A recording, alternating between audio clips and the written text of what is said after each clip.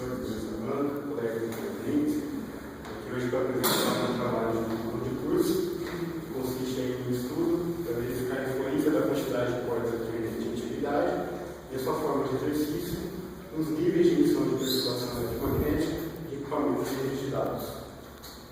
Vou fazer uma breve introdução dos motivos que levaram à realização desse estudo, o objetivo, a metodologia empregada, os resultados obtidos, a análise desses resultados, que culminaram em uma conclusão, e apresentar rapidamente as referências bibliográficas que foram consultadas. Bom, a Agência Nacional de Telecomunicações, a Anatel, através da sua resolução 242, ela exige que qualquer equipamento de telecomunicações importado ou fabricado no Brasil passe por um processo determinado processo de certificação, que consiste basicamente em verificar se esse equipamento ele atende diversos requisitos aí a respeito de suas funcionalidades, a respeito da parte de segurança elétrica e a respeito da parte de compatibilidade eletromagnética, que é o foco maior desse trabalho. Através da resolução 442, a Anatel determina quais são os níveis máximos de perturbação que o equipamento pode emitir e, além disso, ela também determina alguns critérios para a parte de imunidade. Esse equipamento ele tem que atender para não sofrer interferências do ambiente eletromagnético no qual ele foi instalado. Para o estudo de caso que foi utilizado, no caso de equipamentos de rede de dados, eles se enquadram dentro da categoria 3 da classificação Anatel. Para essa categoria, são aplicáveis apenas os ensaios de emissão, ou seja, são os ensaios que verificam a quantidade de perturbação que esse equipamento gera para o meio. Dentro desses ensaios, a Anatel ela traz a metodologia da norma internacional SISPR 22, que determina toda a metodologia de como esses ensaios devem ser realizados e que eu vou tentar resumir rapidamente aqui. São dois ensaios, um deles é o ensaio de emissão lajeado, e verifica o que o equipamento gera de perturbação para o ambiente através do meio de propagação pelo ar. Então, esse ensaio consiste em posicionar esse equipamento em cima de uma mesa giratória, dentro de uma câmara anecoica, nesse caso, é um ambiente laboratorial, para emular um campo aberto ideal. Como seria isso? Esse ambiente ele permite que toda a radiação captada pelas antenas de ensaio ela é proveniente apenas do equipamento, não havendo reflexão do sinal nas paredes e no teto do laboratório e impedindo também interferências do ambiente externo. Então, esse equipamento ele é posicionado em cima da mesa. Essa mesa ela vai rotacionar 360 graus, expondo todas as partes do equipamento para a antena que vai captar essa radiação. Essa antena também ela varia a sua altura de uma parte uma ligação vertical para a ligação horizontal, de forma a captar aí toda a perturbação emitida por esse equipamento através do ar. Então, toda essa medição é realizada de forma automatizada e, no fim dessa rotação da mesa, da altura da antena, ele gera um gráfico com um espectro capturado de 30 metros até 1 G, com a intensidade de campo que esse equipamento emitiu durante essa variedade. Similarmente, o ensaio de emissão conduzida, ele mede o que o equipamento gera de perturbação para a rede elétrica, ou seja, toda essa perturbação gerada por ele é conduzida através da rede que pode intervir no funcionamento de outros equipamentos que estejam conectados ali na mesma rede. Então, para esse ensaio, também seguindo a metodologia da norma SISPR 22, o equipamento é posicionado em cima de uma mesa e conectado a um equipamento chamado LISM, que é o Line Impedance Stabilization Network. É um equipamento que ele padroniza a impedância da rede e possibilita que essa medição seja realizada através de um analisador de espectro, que é acoplado nesse equipamento. Também é um ensaio automatizado, que vai gerar um gráfico mostrando as perturbações aí de 150K até 30 metros. Nesse caso, a medida que ela é em dB microvolts, porque é uma medida conduzida. E basicamente são esses dois ensaios que são solicitados pelo título 2 da resolução 442, que verificam aí o que o equipamento gera de perturbação eletromagnética. Qual é o grande problema?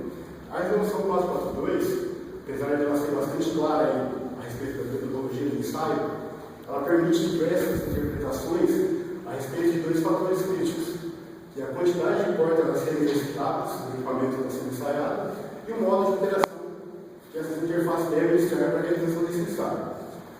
O que isso gera? Pela legislação permitir diversas interpretações, dois laboratórios diferentes podem seguir a mesma metodologia, tendo resultados divergentes.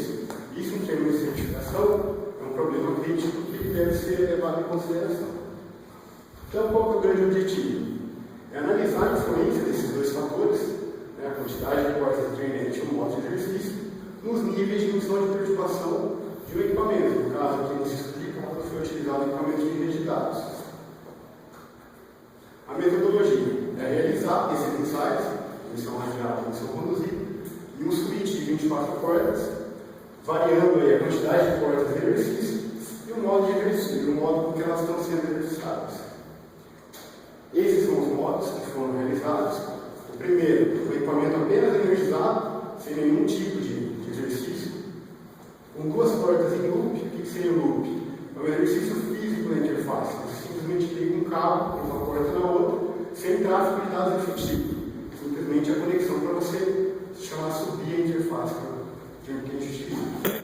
Aqui, essas três condições, alternando a quantidade de portas, tem duas portas em loop, duas portas em loop e todas as portas em loop. E as últimas duas condições, realizando o tráfego efetivo de dados, de duas maneiras diferentes. Conectando dois computadores, né, duas portas diferentes, e um método exercitando esse tráfego de dados através do comando PIN, e o último método através do software gerador de pacotes, que é o IPF para exercitar na condição mais crítica. Para termos estatísticos, cada uma dessas condições é repetida 3 vezes para poder gerar uma maior quantidade de dados para ser analisado. Uma vez realizados essas medições, a análise ela foi realizada em 2 etapas. A primeira foi feita uma sobreposição desses gráficos gerados, de modo a identificar uma análise espectral. A composição, quais as frequências que apareceram para cada uma dessas condições, e tentar comparar, destacando, dentre as diversas faixas de frequências, quais seriam aí as interferências referentes à quantidade de portas e referentes ao modo de exercício. Aqui, uma foto de exemplo, do site de emissão radiada, equipamento posicionado em cima da mesa, dentro da capacidade de porta, e o exemplo de algumas comparações realizadas. Eu não coloquei todos aqui porque foram para cada uma das condições, para cada uma das repetições, eles foram comparados. Nessa primeira condição, o equipamento exercitado com apenas 2 portas e o equipamento exercitado em todas as portas, mas ambos através de luz, ou seja, não se mudou o modo de exercício, apenas a quantidade de portas no exercício. Nota-se então que a composição espectral não teve muita alteração, apenas os valores pontuais, mas no final da faixa. Eu vou entrar mais a fundo nisso no final da apresentação, mas aqui já nota-se alguma interferência na quantidade de forças no resultado do. Aqui já comparando modos de exercícios diferentes, o M02 no caso seria a ligação através de 2 portas em loop, e o M05 já através do tráfego de dados. Nota-se, não muito claramente através dessa análise, mas já dá para se perceber que há uma alteração na composição espectral, ou seja, algumas frequências aqui no começo, mais no meio da faixa, eles já apresentaram comportamentos diferentes quando se variou aí no modo de exercício. E uma última comparação realizada foi referente aos modos de exercício utilizando o tráfego de dados, PIN e o IPERF. Nesse caso, não se notou quase nenhuma diferença, os resultados foram muito parecidos. Mas assim, só você observando o espectro, fica um pouco complicado de você tirar essa noção se realmente está interferindo ou não. Similarmente, no ensaio de emissão conduzida, também foram realizadas as mesmas comparações, aqui referente à quantidade de portas, todas as portas de exercício, a composição espectral parecida e os valores um pouco acima para todas as portas de atividade. Um modo de exercício comparando o PIN com o loop, que já nota-se mais claramente a diferença na composição espectral, mas novamente vou abordar isso na análise final dos resultados, e a comparação entre os modos de tráfego de dados, o PIN e o IPERF, a composição espectral foi bastante parecida.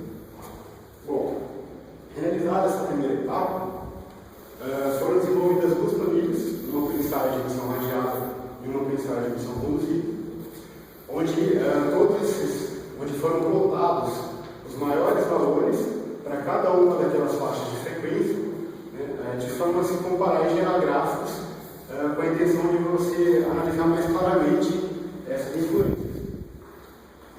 Então, aqui para o ensaio de missão radiada, primeiro, referente à quantidade de portas, estou apresentando aqui somente os resultados com a média dos valores, né, uma análise estatística um pouco mais detalhada, mas enfim, as faixas de frequência onde notou-se maior alterações aqui, de 30 a 50 média, de 50 a 70, de 80 a 100, 100 a 200, isso é uma faixa de mais banda larga, e 3 frequências características do equipamento, 250, 375 e 750. Nota-se que, para os ensaios na condição de maior quantidade de portas de exercício, os valores eles foram onde mais se aproximou do limite estipulado pela norma. E a composição espectral, de certa forma, não se alterou muito, apenas os valores máximos que foram analisados. E referente ao modo de exercício, apesar dos valores brutos aqui no final da faixa não terem divergido muito, fica meio que evidente a diferença entre o modo de exercício através do grupo físico e o modo de exercício através do tráfego de dados. Aqui, principalmente no começo e no meio da faixa, onde você tem aqui, no caso, o exercício através de loop, e nesse caso, o exercício através do tráfego de dados. Os dois bem parecidos e divergem aqui referente às medições realizadas na condição do loop físico. Então, analisando esses gráficos, é possível você reparar que há sim diferença entre esses modos de exercício, mas referente ao tráfego de dados em comparação com o exercício físico. Já entre os modos de tráfego de dados não há tanta divergência entre os resultados. Da mesma forma, foi realizado por ensaio de missão conduzida, novamente aqui, variando-se a quantidade de portas, onde você tem a condição máxima de exercício, depois exclusão aqui no começo da faixa, mas ao longo do espectro, apresentou uma posição um pouco mais crítica, quando comparado às condições de menos portas em atividade. E também, no caso que eu compararei um modo de exercício, nesse caso, de novo, é possível notar alterações nas componentes espectrais, principalmente no final da faixa, quando se compara o exercício do grupo físico com o tráfego de dados, e entre as condições de tráfego de dados também não houve tanta alteração. Bom, analisando todos esses fatores, é possível concluir que ambos os fatores, tanto a quantidade de portas de atividade quanto o modo de exercício, eles influenciam sim nos resultados finais desses ensaios. Ou seja, é necessário você padronizar a metodologia, né, através das referências legais, uma atualização na norma, etc., de uma forma que todos os laboratórios sigam as mesmas condições, para que você não tenha resultados divergentes seguindo o mesmo procedimento. E além disso, é necessário definir uma metodologia que ela seja condizente com as condições típicas de operação desse equipamento. O grupo físico ele não representa uma maneira de você exercitar uma porta numa condição normal. Nesse caso, ele já representaria mais a condição de operação normal desse equipamento. Bom, esse aqui é meio complicado, resume 150 páginas de estudo em 15 minutos, mas aqui segue também essa